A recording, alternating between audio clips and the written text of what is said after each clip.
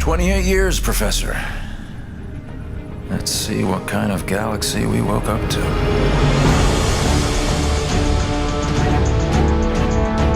We had a very specific story we wanted to tell, and in particular, new characters that we wanted to introduce. And I think RTS players have higher expectations from story, and we wanted to make sure we did that in the strongest way possible.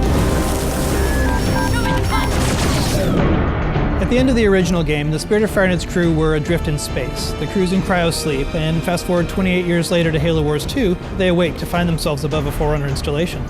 Halo fans, especially those who've played Halo 3, will recognize it as the Ark. It's the largest and most powerful of the Forerunner creations, and it's also the birthplace of the Halos. It's literally the place that made all of the Halo rings, so that's the kind of power that's contained there. The only connection they have when they wake up is a small signal, one emergency beacon, that's coming from the surface of the Ark down below. We wanted to put everybody in this position where things are different, things are new, no one's really sure what's going on. You know, Isabel is a very different kind of AI. She's a logistics AI. She's not a military AI. She is not like a Cortana or a Serena. She shows up in a way that we haven't seen AIs behave in Halo before. She's freaked out. She's seen all of her friends die. She's seen her outpost destroyed. She's a little trepidatious, does not want to stick around. She warns them that something bad is still on the Ark and that they need to run away.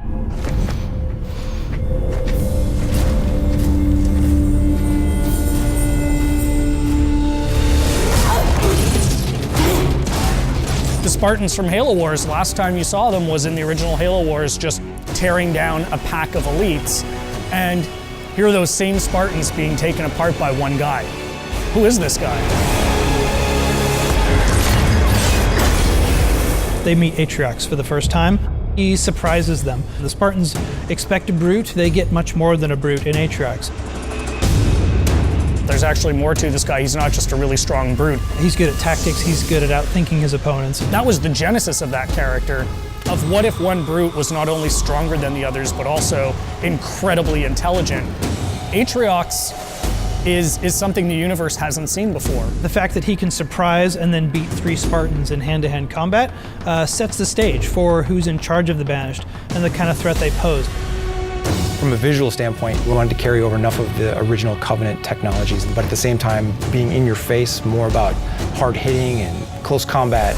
You know what a Wraith does if you've played Halo, but you've never seen a Wraith look like this before. Lots of layered armor, lots of ramming spikes, things that spoke to a brute's sensibilities and aesthetic choices. This is who they're going to have to fight. This is who Captain Cutter has to beat. Our astronavigation system can't pinpoint a location. We're not on the map anymore. But as the captain of this ship, he is 28 years out from his last set of orders. Like, what do you do when you are supposed to report into this hierarchy, but you literally haven't seen them for almost 3 decades? We didn't drift out of the galaxy in 28 years, Professor. The crew wakes up, they have no idea what's going on, and he comes across this massive banished force. He's always chosen his crew over his own advancement. They've been through hell and back, and they wake up in this universe they don't understand, and he's going to do whatever he needs to do to protect his crew. And that sets off a really fascinating face-off.